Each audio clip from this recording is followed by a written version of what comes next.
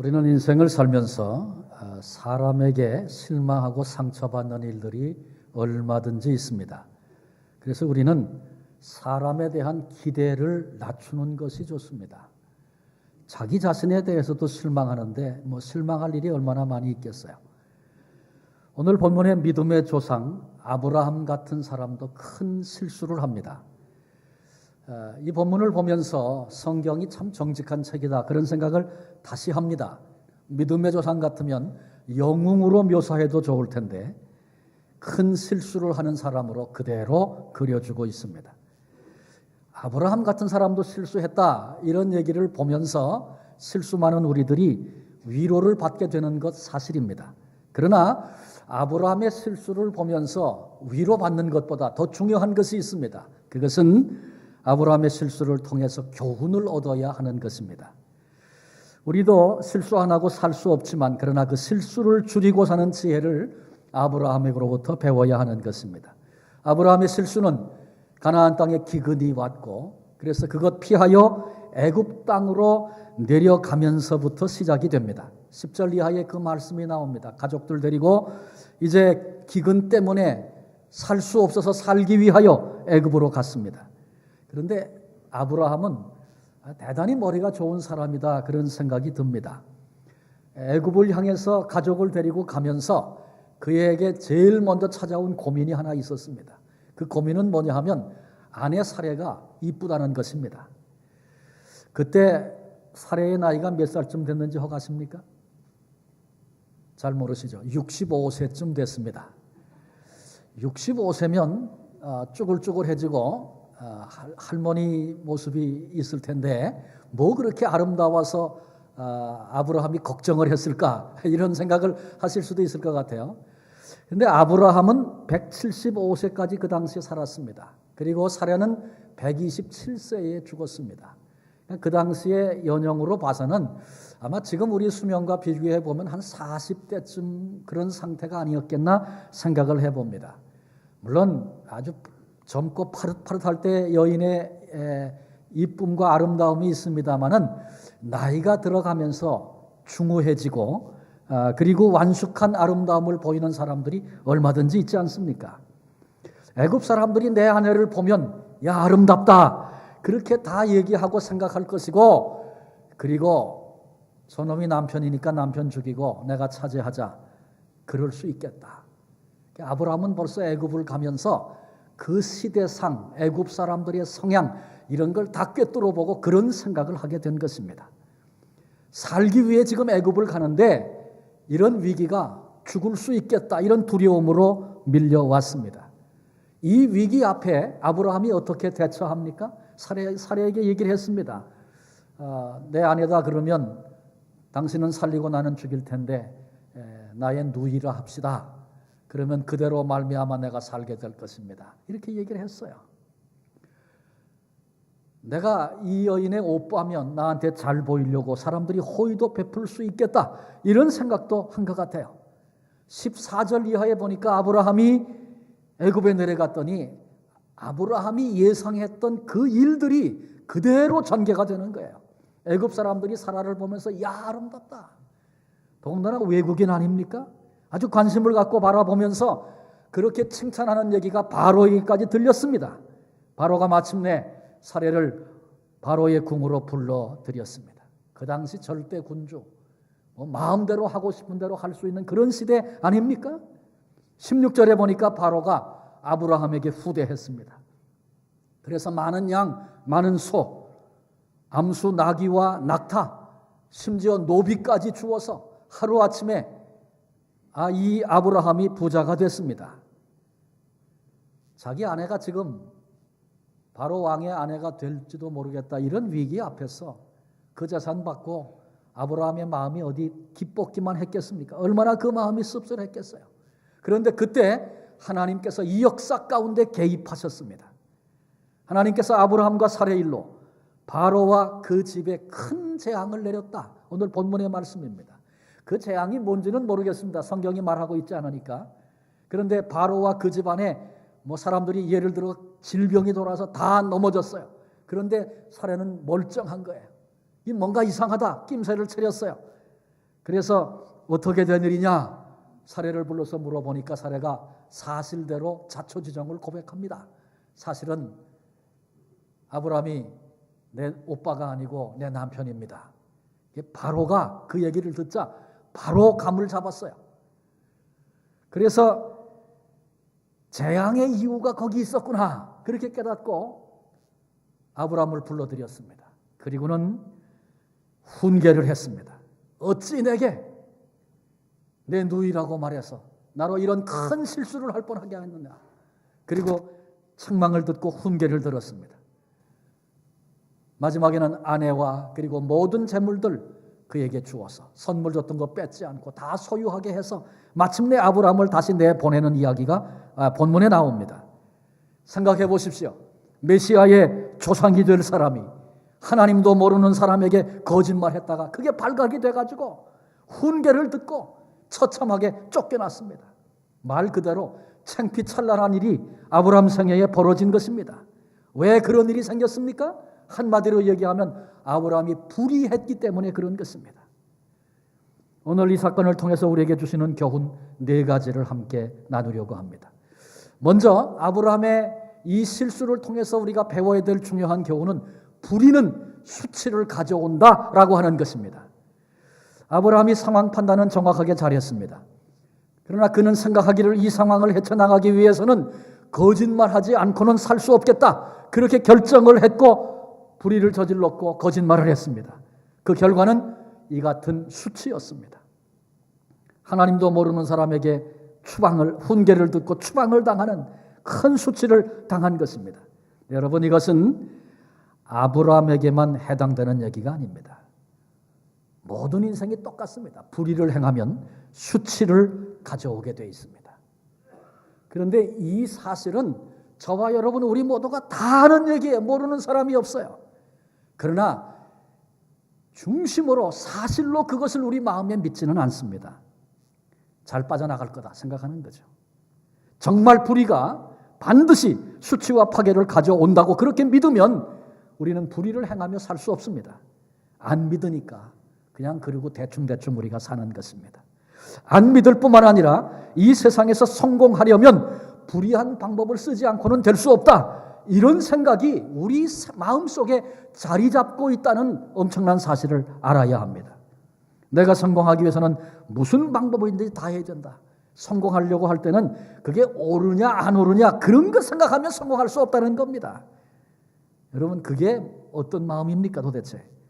그것은 불의가 우리에게 성공을 가져다 줄 것이다. 이런 생각, 이런 확신이 불의해야 성공할 수 있다는 그런 마음이 우리 속에 이미 벌써 자리를 잡고 있다는 것입니다. 내가 정말 돈 벌려면 옳으냐 그러냐 그런 건 따지지 말고 악착같이 수단 방법 가리지 말고 벌어야 된다. 이런 생각이 있습니다.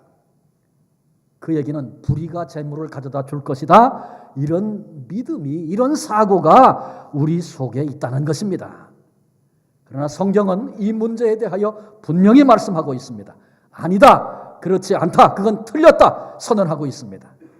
잠시는 성공한 것 같고 유익한 것 같지만 그러나 불의는 마침내 궁극적으로 수치와 파괴를 가져온다라고 하는 것입니다.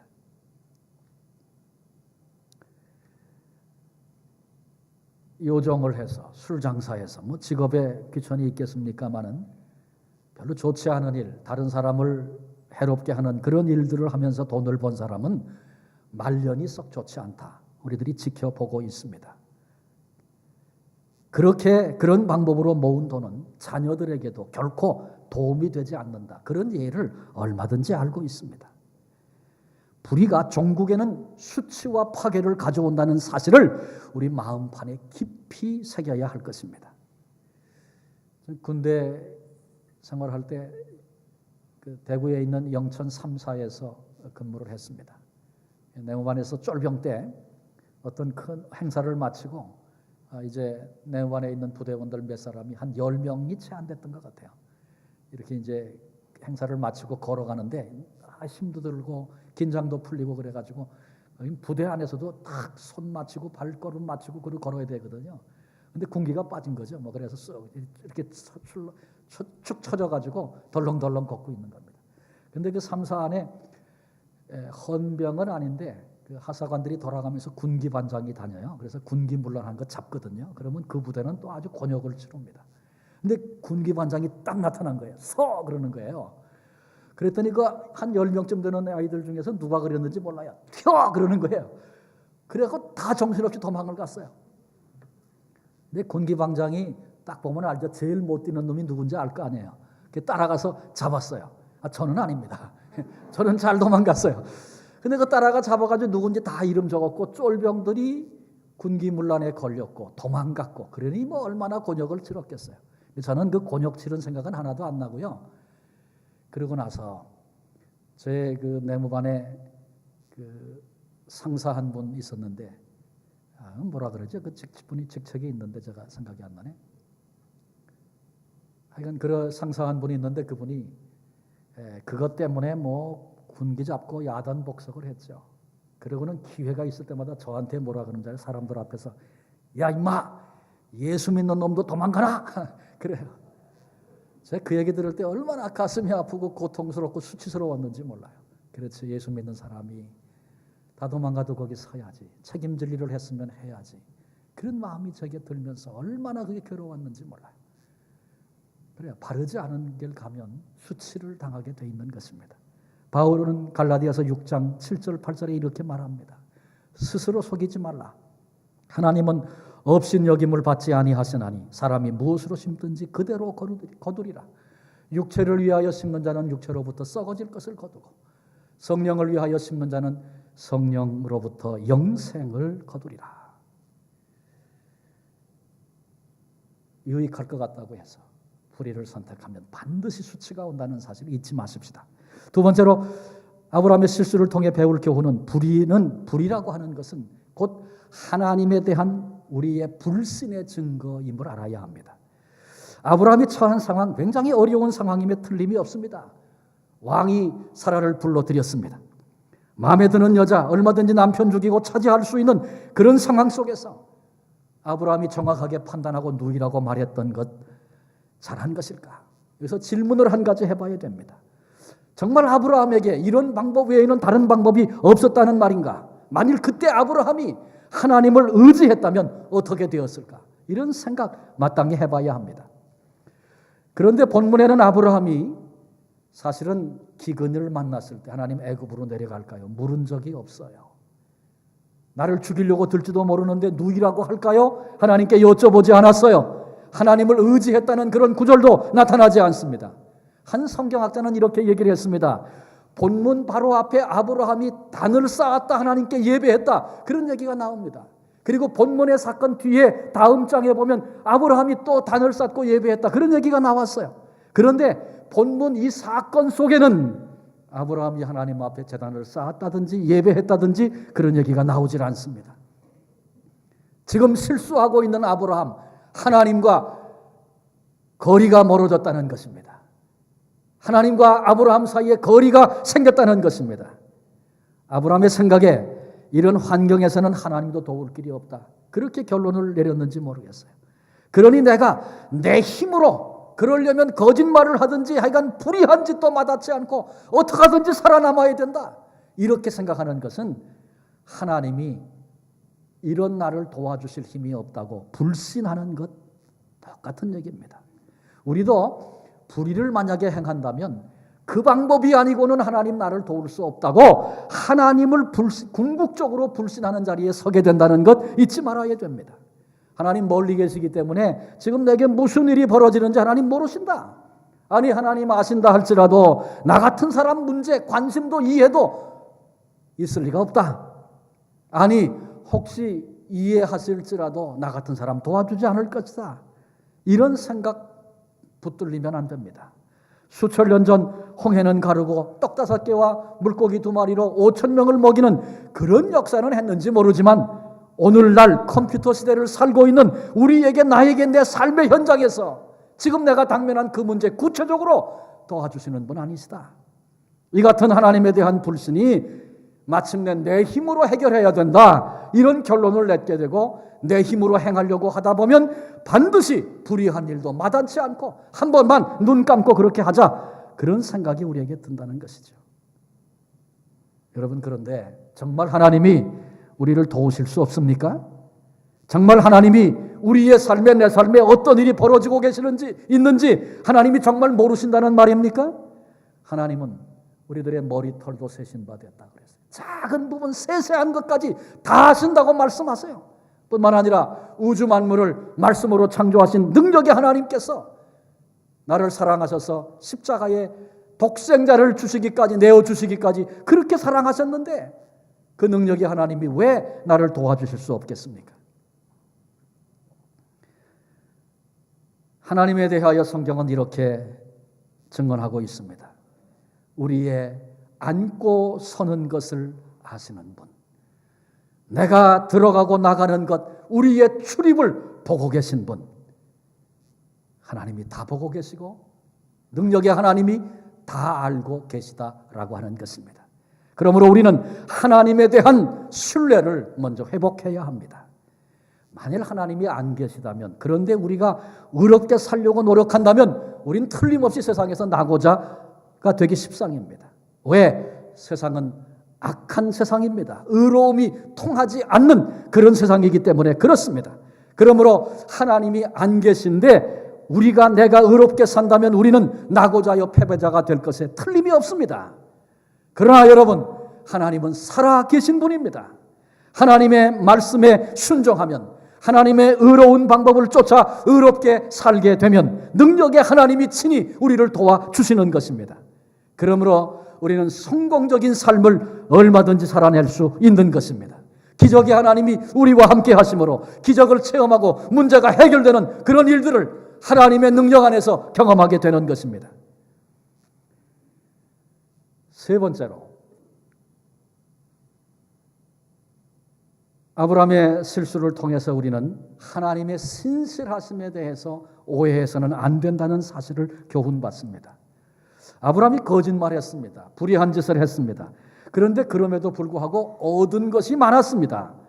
16절에 양떼, 소떼, 나귀, 낙타, 남녀, 종 다 바로가 줘서, 왕이 기분 좋아 준 선물이니 얼마나 좋은 것들 많았겠어요.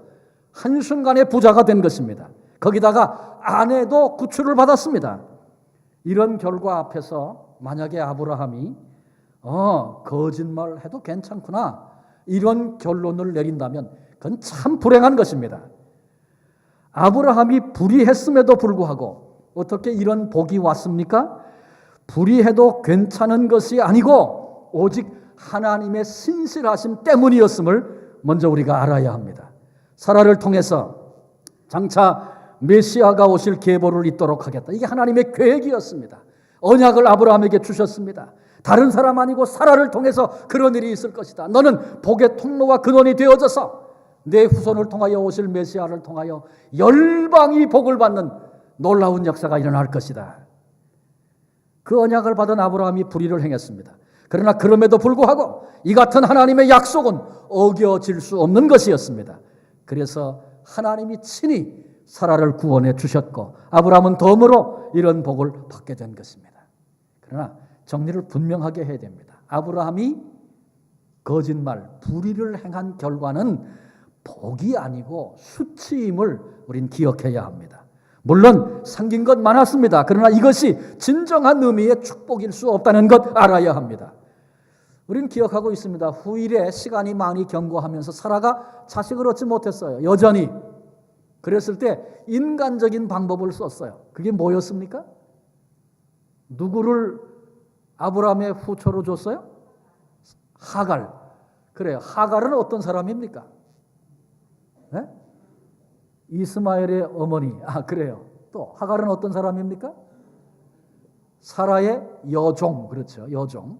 그런데 창세기 16장을 읽어보면 여종인데 애굽 사람이었어요. 애굽인 여종이었다. 그렇게 창세기 16장 1절이 설명해 주고 있습니다.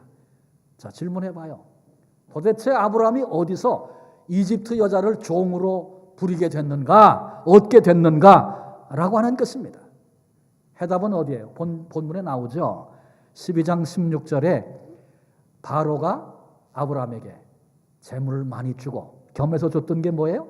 남녀 종들을 줬어요. 노비를 줬어요. 이때 받은 애굽인 여종 중에 한 사람이 하갈이었다. 그렇게 보는 것입니다. 그렇지 않고는 아브라함이 애굽 사람을 종으로 둘 만한 그런 기회가 그의 생애 속에 없습니다. 그리고 이 하갈을 통해서 낳은 아들이 누구예요? 이스마엘이죠. 이스마엘은 암몬과 모압 족속을 이루게 되고 사라를 통해서 얻은 아들 이삭은 유다 족속을 이루게 됩니다. 그리고 이 두 족속이 수천 년 동안 머리가 터지게 싸웠습니다. 오늘 현재에도 세계에서 가장 심각한 문제를 들어라 그러면 바로 그 문제입니다. 이슬람 국가, IS라고 표현하는 이슬람 국가, 얼마나 크고 심각한 문제를 일으키고 있는 것 우리가 현실적으로 느끼고 보고 있지 않습니까? 그게 재물을 많이 얻고 종들도 얻고 유익한 것 같았지만, 복 같았지만 이로 인해서 후손 대대로 골칫거리가 생긴 것입니다. 가슴에 담으십시오. 불의한 것은 반드시 수치와 파괴를 가져온다. 그런데 아브라함이 그랬던 것처럼 우리도 살면서 불의했는데도 그럼에도 불구하고 잘 될 때가 있어요. 그러나 그렇다고 해서 불의한 삶을 살아도 괜찮구나 그렇게 오해하고 그런 결론을 내리면 큰일 납니다. 이것은 하나님의 신실하심에 대한 오해인데 결코 그래서는 안 된다는 것이죠. 잘 될 때 이게 내가 의로워서 그런 것이 아니라 하나님이 은혜로 주시는 일들이 얼마든지 있어요. 그래서 나를 계속 살펴야 합니다. 그리고 그때는 하나님이 주시는 기회, 시간일 수 있습니다. 너 지금 기회가 있을 때 불의 해결해라, 회개해라, 고쳐라. 그렇지 않으면 수치와 파멸이 온다. 이렇게 하나님께서 우리에게 기회를 주시는 시간일 수 있다는 것입니다. 당장 눈에 유익해 보여도 불의를 거절할 결단이 있어야 합니다. 어려워도 손해보는 것 같아도 의로운 방법으로 오늘을 살아야 합니다. 그때 비로소 하나님이 주시는 참된 성공, 참된 축복을 누리게 되는 것입니다. 그 은혜 자리에 설 수 있는 우리 모두가 되시기를 바랍니다.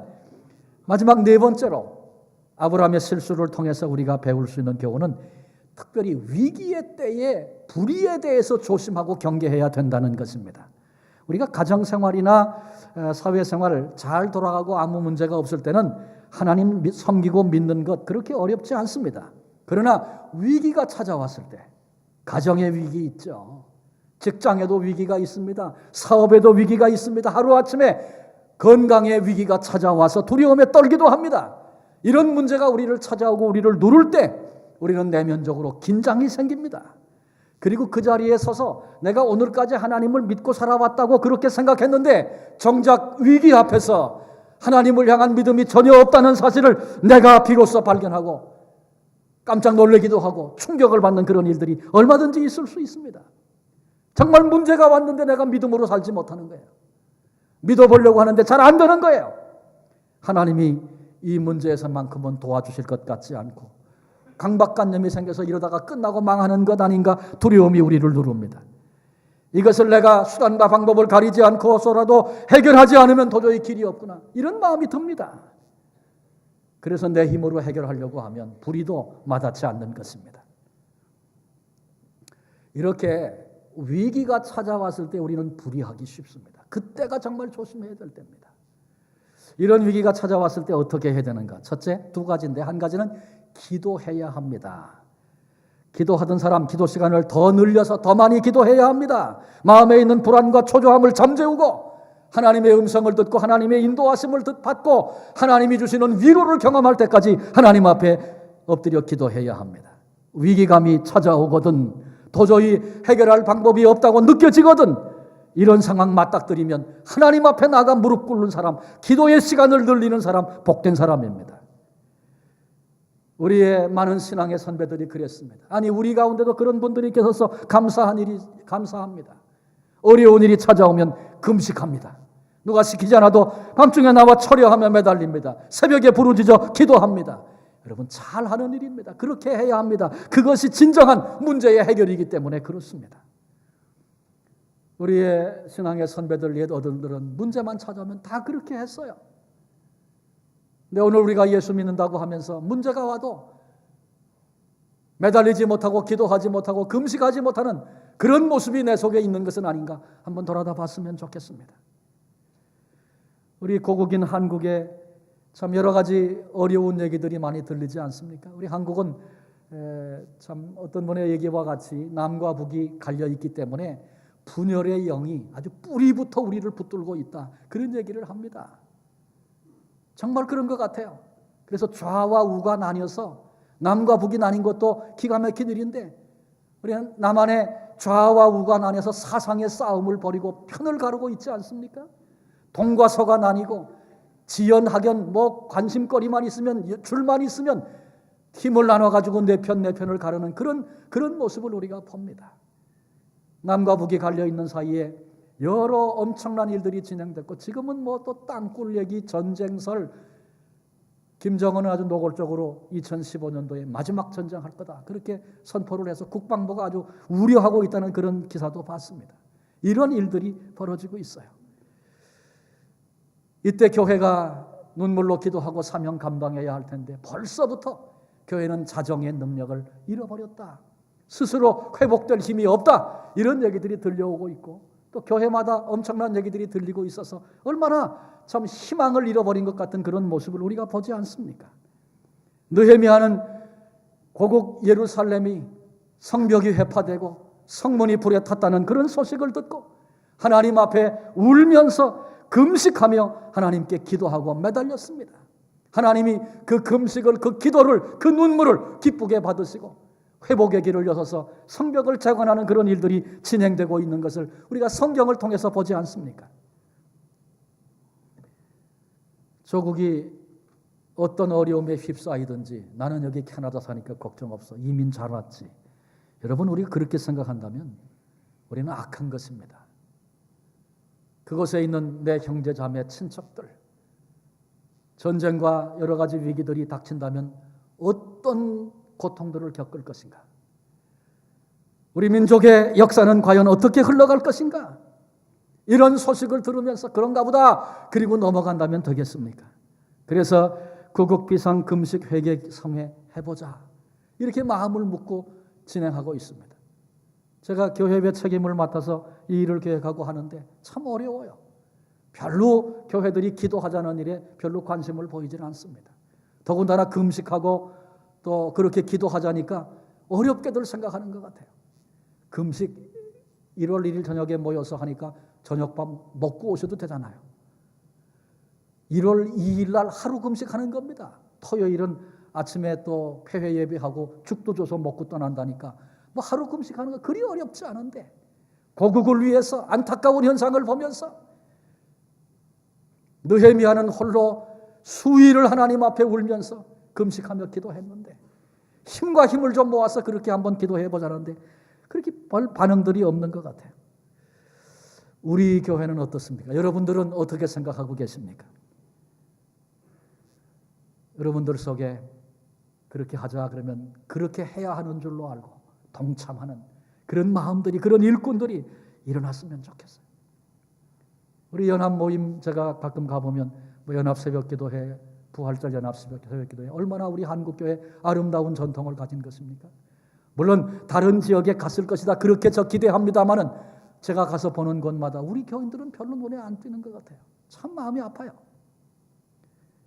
여러분 이것을 저 유 목사가 교회비를 맡더니 너무 연합 그 얘기를 하는가 보다. 여러분 그렇게 받지 않았으면 좋겠어요.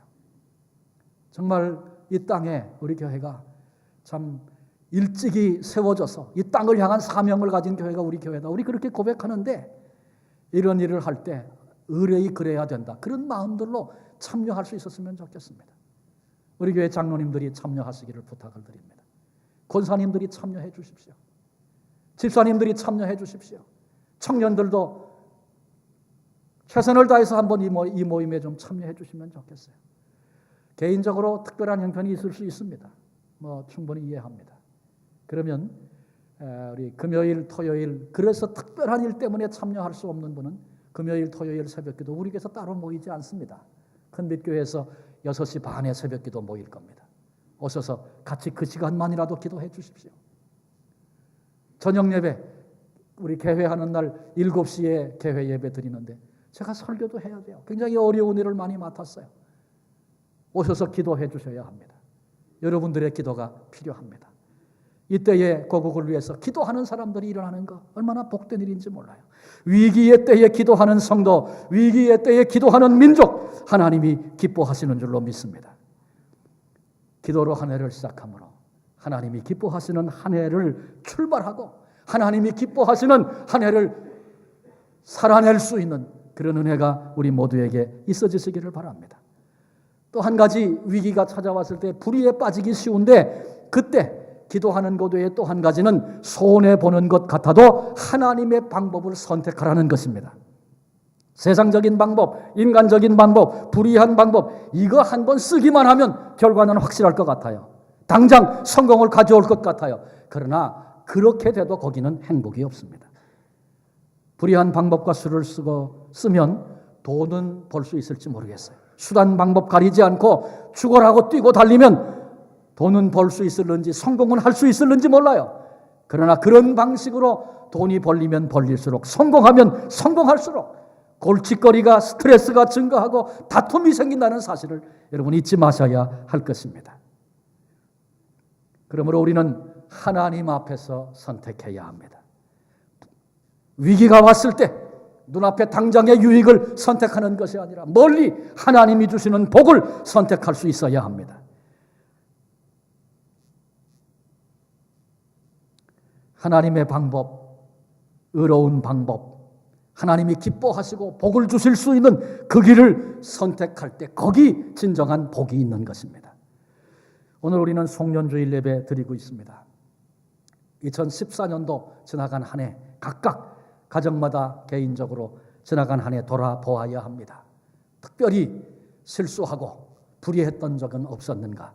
하나님 앞에서 살펴야 할 아주 중요한 부분입니다. 오늘 우리는 아브라함의 실수를 통해서 오늘 우리가 받아야 할 교훈을 함께 살폈습니다. 불의는 반드시 수치와 파괴를 가져온다. 가슴에 새기고 잊지 말라고 놓치지 말아야 할 그런 교훈입니다. 그리고 내가 불의에 빠진다면 그것은 곧 하나님을 불신하는 것과 똑같다.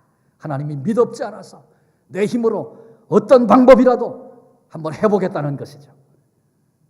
그리고 그럼에도 잘 될 때 하나님의 신실하심을 그래도 괜찮은가 보다 이렇게 착각하고 오해하는 자가 되어서는 안 된다. 특별히 위기가 올 때 그때가 불의에 빠지기 쉬운 아주 어려운 때인데 불의에 빠지지 않으려면 기도해야 한다.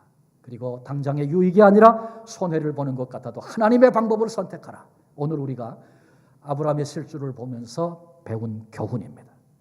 이 교훈을 놓치지 않고 붙잡고 내 생의 삶에 적용하며 그렇게 살아가기 시작할 때 하나님이 우리에게 주시는 참된 복을 누리게 될 것입니다. 우리 시편 1편 말씀 한번 좀 띄워주실까요? 오늘 아브라함의 얘기는 그런 얘기입니다. 우리가 살면서 의로운 길을 걸어가거나 불의한 길을 걸어가거나 내가 결단하고 선택하면서 결정이 됩니다. 그런데 불의한 길을 걸으면 결국은 수치와 파괴에 이르게 되지만 힘들어도 어려워도 의를 선택하며 그 길을 걸으면 하나님이 우리를 지켜보시고 인정해 주시고 형통케 하신다. 이것이 아브라함을 통해서 봤던 이야기의 줄거리입니다. 시편 1편에 이제 그런 얘기들이 시편 기자를 통해서 씌워졌는데 그 두 가지 길을 한번 머리에 두고 같이 한번 합독을 해 보시겠습니다. 복 있는 사람은 악인들의 꾀를 따르지 아니하며 죄인들의 길에 서지 아니하며 오만한 자들의 자리에 앉지 아니하고 오직 여호와의 율법을 즐거워하여 그의 율법을 주야로 묵상하는도다. 그는 시냇가에 심은 나무가 철을 따라 열매를 맺으며 그 잎사귀가 마르지 아니함 같으니 그가 하는 모든 일이 다 형통하리로다. 악인은 그렇지 아니하며 오직 바람에 나는 겨와 같도다. 그러므로 악인들은 심판을 견디지 못하며 죄인들이 의인들의 모임에 들지 못하리로다. 무릇 의인들의 길은 여호와께서 인정하시나 악인들의 길은 망하리로다. 아멘. 하나님이 기뻐하시는 의인의 삶, 불의를 단호하게 거절하고 하나님이 기뻐하시는 의로운 삶 살아감으로 무엇이든지 형통하고 하는 일마다 잘 되고 하나님이 인정해 주시고 인도해 주시는 그런 복된 삶을 살아낼 수 있는, 아브라함의 실수를 통해 교훈받아 그렇게 살 수 있는 복된 성도들 다 되어지시기를 주님의 이름으로 축원합니다. 기도하시겠습니다. 하나님, 지나간 한 해 돌아다 봅니다. 우리가 많이 못 먹고 많이 못 누려서 지나간 한 해가 부끄러운 것이 아니고, 되돌아보니 하나님 앞에서 의의 길을 선택하지 못하고 불의했던, 넘어졌던, 실수했던 그런 순간들이 우리 삶 속에, 내 삶 속에 얼마든지 많이 있었다는 사실을 깨달으며 하나님 앞에 부끄럽고 또 죄송하고 용서를 구하는 마음으로 함께 고개를 숙였습니다. 저희들 긍휼히 여겨주시고, 자칫 잘못하면 하나님의 말씀을 우습게 생각하고, 그리고 수단 방법 가리지 않고 해야 성공도 할 수 있고 복된 삶도 살 수 있다고 여기면서 잘못된 가슴으로 반응했던 때가 얼마나 많았는지요. 저희들 불쌍히 여겨 주시옵고, 전능하신 하나님, 십자가만큼 사랑하신 하나님, 오늘 눈동자처럼 나를 지키시는 하나님, 나와 함께 동행하시는 하나님, 날마다 기억하면서 하나님 앞에서 하나님이 정녕 기뻐하시는 의로운 길을 선택하며 나아갈 수 있는 우리들 되게 해 주옵소서. 수없이 많은 위기의 때마다 그래서 더 많이 기도하고 하나님 앞에 금식하며 회개하며 작정하며 눈물로 기도하는 기도했던 우리의 신앙의 선배들처럼 오늘 민족의 문제를 안고 개인적인 삶의 위기가 찾아올 때마다 하나님 앞에 그렇게 기도로 문제를 해결하며 살 수 있는 복된 성도들이 다 되게 해 주옵소서. 그래서 고난이 고난으로 끝나지 않고 하나님께서 영화롭게 하시는, 하나님께서 인정하시고 형통으로 바꾸시는 하나님의 때를 만나기까지 믿음으로 달려가 그 영광을 하나님께 올려드릴 수 있는 우리 모두가 되게 해 주옵소서. 되어지는 모든 일들, 특별히 한 해를 정리하고 새로운 한 해를 맞는 일들, 이 땅의 교회들이 민족을 끌어안고 눈물로 기도하며 회개하며 기도하며 한 해를 시작하려고 계획된 일들 모두가 다 주의 손에 있사오니 붙들어 주시고 사용해 주시고 주님의 영광을 나타낼 수 있도록 도와주옵소서. 주님이 함께 해 주실 줄로 믿습니다. 영광 이루실 줄로 믿습니다. 그 일에 쓰임받는 한 분 한 분 되게 해 주옵소서. 존귀하신 예수님의 이름으로 기도합니다. 아멘.